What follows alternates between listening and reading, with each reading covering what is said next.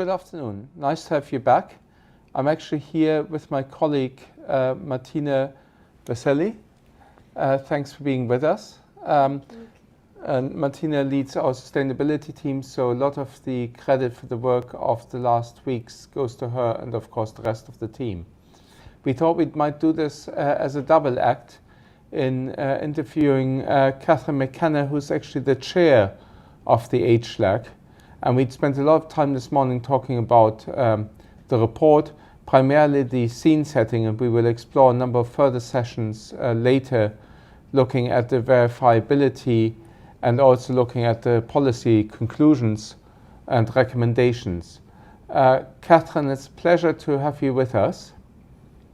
I hope you're feeling a little bit better. I'm a lot better today. And luckily I'm not with all of you, so I won't infect you with my cold. No, but yeah, well, you must tell me sometime what your medicine is. This is impressive. No, thank you for being with us. I think what we were hoping to do is explore a little bit more the context of the report and the expectations going forward. And maybe I start with the first set of questions, which is actually, what was the genesis of the group? What led to the creation of this high-level expert group? Well, I mean, I think you could just start at the very beginning, which is we're in a climate crisis, and we know that we need to be much more ambitious. But I'm a practical person, and so is the Secretary General. So when he first asked me to take this on, he said that we just needed clear standards and criteria for non-state actors, so financial institutions, corporates, cities, and regions. So it's very clear what they need, what you need to do. If you're putting up your hand and saying you're net zero, there's a price of admission. Now, underlying that, he was also very clear. The Secretary General doesn't mince his words.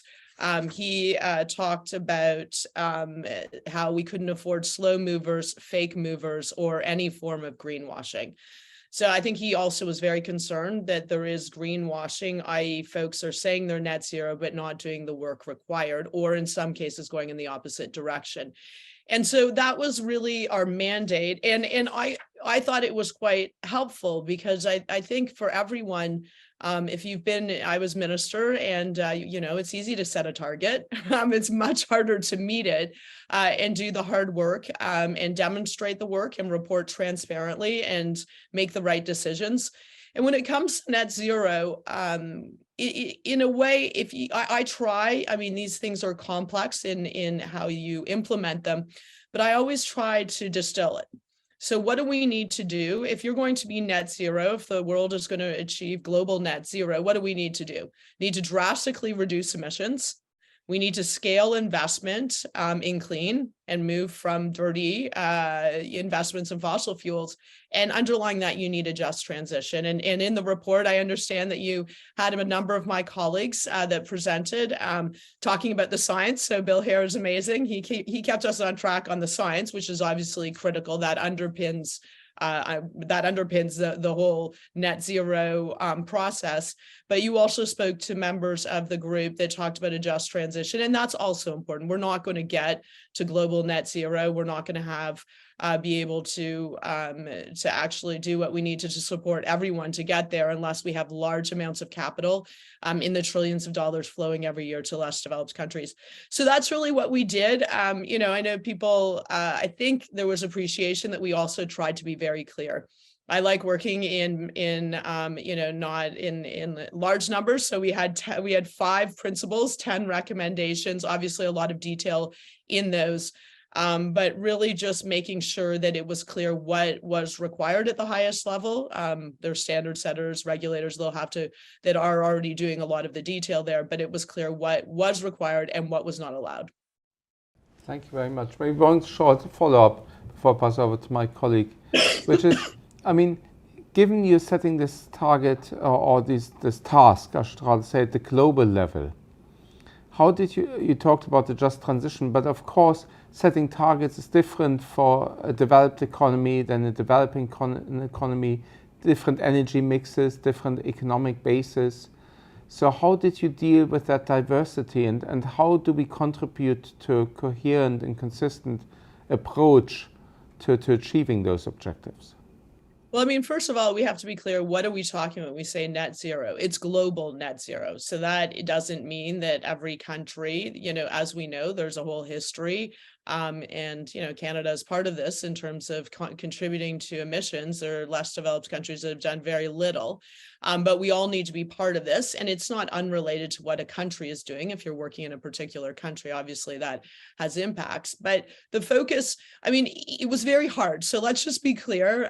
We had a very short period of time. I feel like it was excellent work by our group, because I don't think the UN has ever done anything so fast in its life. And so it was it came down to just over 7 months that we had to consult and basically tackle every challenge in climate change. It's from fossil fuels to credits to what's required in terms of the science transition plans, the deforestation nature piece, all the way to regulation. But I think that the focus, though, was a lot on the large corporates and financial institutions. Why? One, they have capacity. Two, the greatest number of pledges are coming from them.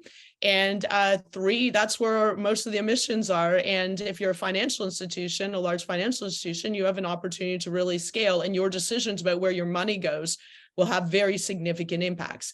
Now, we did obviously consider other non-state actors, so cities and regions.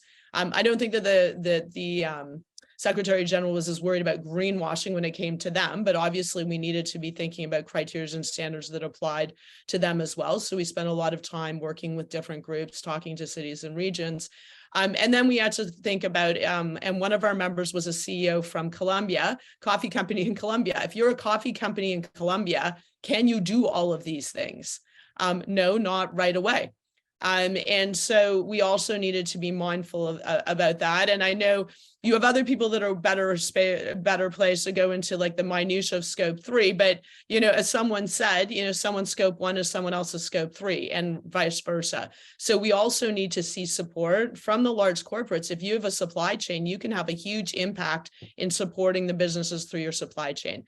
So, I mean, I know that maybe isn't like the most simple answer, but the challenge in all of these things is to not get lost in complexities, but also acknowledge that there are differences. There's a huge difference between a small or medium-sized company in Africa and a large corporate in Europe or North America.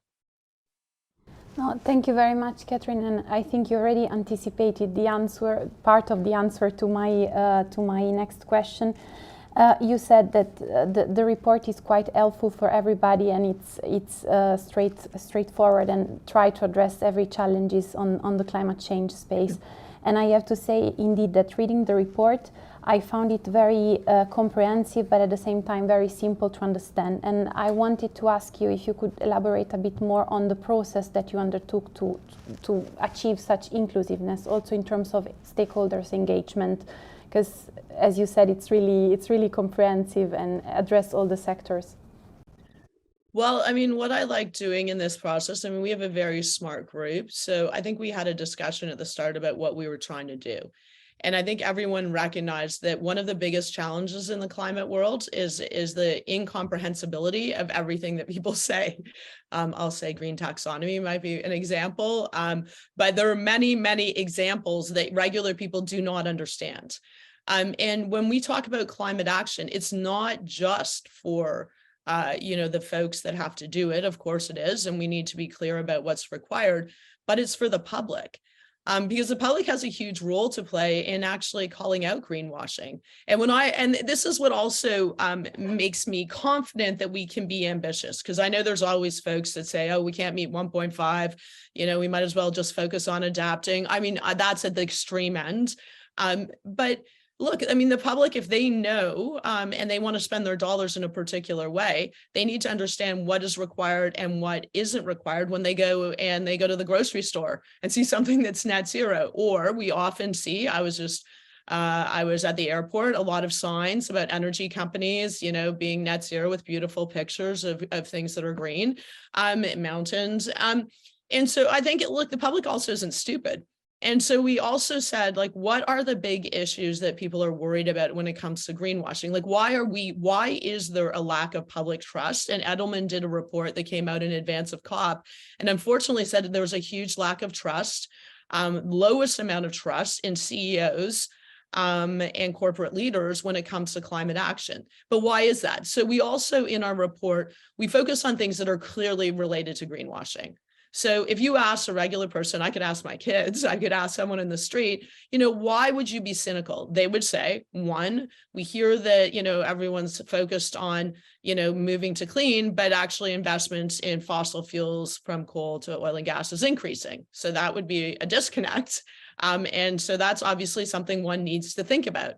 Two, credits. Everyone's hearing about credits, but they're like, are these actually helping? I'm reading stories about how credits are really cheap and they're actually helping they're hurting indigenous peoples in a less developed country and maybe actually taking up land that's needed for food. Okay, so that obviously was a challenge. Lobbying, this might be something that I'm particularly aware of as a minister. You can't go put up your hand and say you're a climate leader and then lobby against good climate policies. So we also tried to actually pull out things. Now, there are different ways you can approach this, but we felt that instead of making it so you had to really go into the weeds to understand things that you shouldn't be able to do, that we would actually just highlight those, but also be very clear about things you needed to do. So that's like your transition plan, science-based targets, the disclosure accountability piece. Thanks, Catherine. Very clear. I think looking forward, you've published a report, you're doing the outreach, we're proud to be part of that. So what do you see as the next steps? What would you like to see from our audience, not just European audience, but primarily European audience today? And, in Brussels, we're used to that no age lag ever dies. You get a new age lag, a revised age lag, a year-on age lag. It's like terrible 80s summer films. You always get the sequels. How do you see the work evolving from here? Well, I really hope no one's ever called an H lag again. What a terrible name. Our longer name is even worse, but look, what would I like to see? The whole point of this was to provide some clarity. So I certainly hope that what we say is adopted. There's different ways it can be adopted. One, there are standard setters that are out there, Race to Zero, Science-Based Target Initiative, GFANs. We've had consultations. We worked very closely. I know people try to create divides between everyone. It's not my approach in the climate world. So we worked very closely with them. And so certainly we would like to see members, these initiatives adopt them so that their members are actually following them. Now, there's a level of detail that is required for all of these. And by the way, we are building largely on what is already there. These didn't come out of thin air, what we did. And a shout out actually to Europe on the deforestation, because there has been a movement with standard setters to look at nature and nature positive solutions. And so we hope that's picked up in more detail. But I think, look, we need to move to regulation. That's quite clear. There's a competitiveness issue. Obviously we know there are a lot of public companies that have net zero targets, but there are a lot of private state-owned enterprises that aren't covered. So we need everyone to be doing this, and it needs to be clear that there are consequences, and that is best dealt by regulation. And I know you have Helena, my good friend, Helena Viena Fiestas. She's like the expert on regulation, so I will leave it to her to go into that. I think we need a high ambition coalition. This is something I'm going to be focused on. I realized in life that you need the leaders. And those are really folks that believe in this. They don't just think you have to do this because it's all negative. They actually believe this is where the puck is going. As our great hockey player, Wayne Gretzky, said, you got to go where the puck is going. That they believe it's about managing risk, but also finding economic opportunities and attracting the young people who you want to work at your companies, and actually being true to consumers who want to choose products and services that are net zero. So that's something I do think that can be organized without an HLAG or some other body. That's just working with, there are a lot of great business organizations, but they're just businesses that have stepped up. And by the way, this worked in Canada. When I was Minister of Environment and Climate Change, we had to do a bunch of things because we'd been a laggard on climate, but one of the hardest things was carbon pricing. Putting a price on pollution was not easy, but it wasn't the environmentalists. They were great. Of course, they wanted a price on pollution. It was actually the business community. I created a high ambition coalition, and once you get a few banks, everyone had to join. But we also had manufacturing, consumer goods companies, even an oil and gas company. And I think high ambition coalitions are extremely important. I don't want to overstate tipping points, especially not in the climate world, but in the positive sense that actually getting momentum where people realize, oh, okay, one, we have a moral obligation, or obligation to future generations, to our kids, but two, this is actually a positive thing. And so there's that. And then I think the last thing is the transparency piece. And there's good work being done President Macron, was initiated by President Macron and Mike Bloomberg, but it's now a much broader piece, bringing together ISSB, bringing together, the key folks to actually have an open source data portal that's public. My view, it should include all corporates and large corporates and financial institutions, whether or not you have a net zero target. Just provide the public information because transparency is a very good disinfectant. And right now it is extremely hard. One of the big challenges beyond, there has been some analysis of how folks are doing on net zero. There's a big challenge on comparability of data. And also, if folks are doing credits, distinguishing between real reductions and credits. So I think transparency is also important. So I think there's a number of different initiatives, but I actually am positively optimistic, realistically optimistic. How about that? There's work that needs to be done. In a way, I think some of this is just common sense. I do think consumers have a role. I think regulators are moving in this direction. So if you're a company, financial institution, you should be trying to get ahead of regulators on this. But, clearly there's work to do, and it's hard. And people say to me, well, this is really hard, what you put out in the report. Well, guess what? Tackling climate change is hard. As I say to my kids, hard things are hard. I don't know. You're not going to go get an A just showing up in class. You got to do your homework and study hard for the test. And you have to continue the work throughout the year. So that's my positive, hopefully, inspiration for folks, not only to do this because it's required, but to do it because it's the right thing to do. Thank you, Catherine. I think it's important to repeat that it's the right thing to do while keeping in mind it is kind of complex, but this should not change our final objectives. And maybe just in the interest of time, we wanted to cover a couple of questions more, maybe on also the topics that you have already touched upon. You covered the role of financial institutions and why they are important, but in the report you refer to all non-state actors. So maybe you can tell us a bit more on the other non-state actors beyond the financial institutions. Yeah, so this was the challenge. When you say non-state actors, first of all, people are like, what are non-state actors? So they're literally not state actors, but not at the national level. So you have national governments that are part of the Paris Agreement, but as part of the process, non-state actors are financial institutions, corporates, cities and regions. It goes broader than that. You could go to universities and colleges and, a broader group, but we really focused on the three. So financial institutions, corporations, cities and regions. And so what we did, because once again, this was a huge task to try to cover everyone. And also given that we're dealing with developed, less developed countries, large, small, and if you're dealing with cities and regions, Vancouver is very different from Mumbai. So, but what we did is we tried to be clear on principles that are required. So, for any non-state actor, you need to have a science-based target. You need to have a transition plan. Well, you have to have interim targets. You have to have a transition plan. You need to report so you can see progress. And then there are nuances. So we tried in the report wherever possible. this is, as I say, there was a limit to being able to solve everything. And there are very good standard setters, including on the city and region side. So they're already, doing a lot of this. We tried to indicate where there were, differences for cities and regions.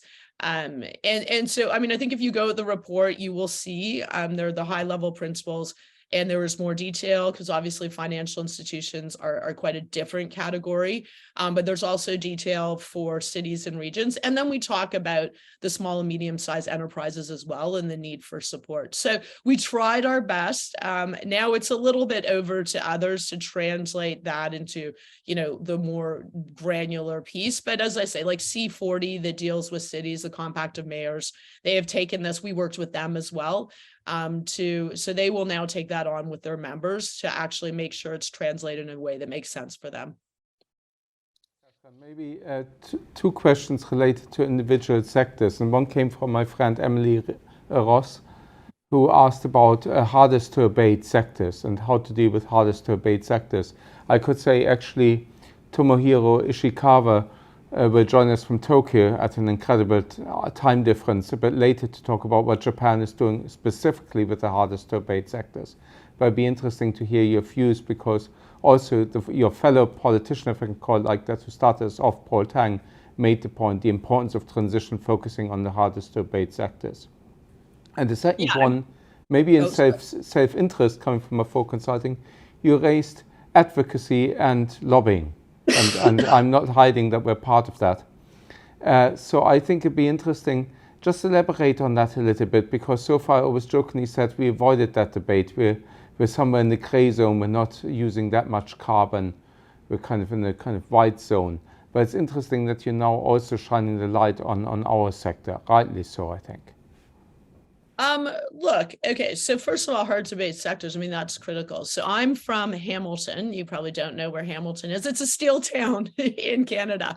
I get excited about thinking about how do we make low carbon steel. And there's been huge investments actually by the government of Canada, but I was just at the White House. I was in the US meeting with officials there. And I mean, they're making huge investments like you're seeing in Europe as well. I mean, those are key. Does that mean that you don't have because it's hard to abate, you don't have a science-based target and a transition plan? I mean, that's why it is going to be important. And I know work is being done. Some work has already been done, but to have sector-specific plans, like pathways, that's obviously really important. I mean, some sectors are harder than others. Although, I mean, I've seen the one thing I would say, and this is where we get limited by our imagination, is the innovation in all of these spaces. The things that we thought would not be possible, we're seeing huge acceleration in the use of technologies. And that goes for, I mean, I see a lot in terms of cement and new technology, but it's also steel, aluminum. I mean, I think we're going to all have to dig deep, but the good news is with the investments that are being made, and in fact, the focus that comes out of, reports like this or requirements on net zero, it creates the incentive. I will say one thing, and hopefully this isn't really controversial. I mean, we also dealt with credits. And it's interesting when you look at folks that, there's a debate about credits. We were clear that you need to do the hard work yourself. You can use credits in addition to what you're required to do along your pathway. But I was thinking of EasyJet. I'll just take one example. I could take anyone, and I'm always loath to give particular examples, but sometimes it focuses the mind. They said they were no longer going to use credits to meet their interim targets. Well, the difference of that, I mean, you can go buy credits. We have a problem with credits. I'm someone who worked on Article 6 of the Paris Agreement, but unfortunately, we don't have a properly functioning market. We all know that. There isn't integrity on the supply or demand side, and work's being done. But if you say, so that's a problem, and that needs to be dealt with. But putting aside that, if you're an aviation company, and instead of buying credits, you're actually going to invest in innovation at scale. If you are going to say, I'm going to figure out, how to extend electric planes, I'm going to look at low carbon fuels, I'm going to look at the material used to build planes to make it lighter. So those are innovations that will have massive impacts across the supply chain, but across its sector. So I do think hard to decarbonize, we are going to see a big transformation. Look, if I was someone who was investing, or I was someone, who was looking at where are the opportunities, there's huge opportunities there because we have to find solutions. On the advocacy and lobbying, we were pretty specific on that. Look, I'm a pretty realistic person in life. I worked with oil and gas. I worked with all sectors. I spent a lot of time, and they would come to me and I think really say, we really want to do right. by climate. But the problem is then sometimes they go down the hall and go to the finance minister and say, actually, we don't do any of this. This is all terrible. Or they would do it probably more likely through trade associations, or they would hire government relation folks or management consultants and figure out ways they could thwart action. I know I'm being blunt, and I don't think everyone does this, and it's fine to have disagreements on policy, but the reality is, how can we create an ambition loop? What we need is for folks in the private sector to support good government policy. Going back to my carbon pricing discussion, the only reason we were able to get carbon pricing in Canada is because actually we had the support of business. Now, we also designed it well. It was revenue neutral. All the money goes back to people. So that was really important. But I think that is something we all need to think about. And that sometimes it's easy to be, a bit hidden that you're working for clients. But you're saying you're net zero and it's really your buildings or something you're doing work on, but you will have industry has a big, if you're working with these clients, you can have a big impact either in helping to get ambition and reducing emissions or else thwarting it. And once again, I want to be clear, this isn't about saying, well, this policy, it doesn't make sense, or this is going to be terrible for, in a rigorous way, and we need to make adjustments. This is actually just flat out trying to kill good policy. And we've seen that. I've seen that in Canada. I've seen it in the US. I don't spend as much time in Europe, but we all know that is a challenge. And look, you know what? People are on that. Like regular people understand that that's not cool, whether you're doing it directly or indirectly. So, I mean, I don't want to go too much on a soapbox, but I think we need to instead, be pushing for smart, ambitious policies. What do you need? If you're saying you're net zero and you're saying it's really hard, what support do you need from the government? As opposed to let's just stop it and let's make it harder for anyone to do anything. Is it investments that you need? Is it specific policy like carbon pricing? You have this in Europe, but what is it that you need so that you can be more ambitious? And that we can have governments that want good climate policy working with businesses so that we can actually achieve the outcomes that we need. That has to work. We can't have governments at odds with the corporate sector. You're not going to get the outcomes you need, but you're not going to get the benefits. And also government has a role to play. I mean, we have a role to play for the public. We're elected by people and people want to see good climate policy. No, thank you, Catherine. Maybe just a very last comment, which is linked to what you said on the role of governments and turning from voluntary initiatives to regulatory requirements. I mean, as you said, we will speak about that with Elena later, more specifically. But how do you see this going on, and how do we ensure that the initiatives which are taking place in Europe and international context are consistent? You mentioned the ISSB, you mentioned the taxonomy, we spoke about the CSRD, so maybe just a quick comment on the international consistency point. Well, I mean, look, everyone wants everything to be very smooth. And, if we all could just have like this one size fits all, drop it from the sky, and we would all have this regulation that works. So it was really easy. That's not going to happen. And I think we all have to accept that. And so there is going to be regulations going to vary across countries and regions. So there's going to be first movers, hopefully UK, Europe. We're seeing, obviously good movement there. I was talking in the US, hopefully they get the SEC draft SEC rule. I mean, these are different pieces and countries have different opportunities and challenges. I think what is important is that there is a North Star. Like, what is it that everyone's trying to achieve? So at least you're aligned on the ultimate outcome, but also avoiding unintended outcomes. And I do believe we don't want to have unnecessary burdens. But it's impossible to say that what Europe will do will be the same as what Canada or the US will do. It's just not going to happen. We know that. And in a way, that's okay, because policy innovation is important. And I think you can see what works and what doesn't. But I mean, I think that having discussions with regulators so that this is already happening, by the way, but the regulators across the globe, and it's not just in developed countries, we need to have, developing countries, less developed countries, emerging economies be part of it. I mean, having discussions about this and how to move forward, because it's a complicated space, I think is really, really important. And we'll see, as we say, we'll see some first movers. But I always, when people say, well, gosh, this sounds impossible, it's never going to happen, or, maybe Europe will do it, maybe other people won't. So Mark Carney, another Canadian, when he was working on the TCFD, I remember the early conversations, we were like, oh, this is never going to happen, it's so complicated, like, why would we do this? Some people. And look, it's become the law of the land in many places. So these things take time. You need voluntary initiatives to get things going. You need your regulators to be talking. You're going to see some movement in some places first. But then the hope is that everyone says, oh, okay, guess what? This makes sense for, risk, or making sure there's a level playing field. So everyone has to have net zero and science aligned targets.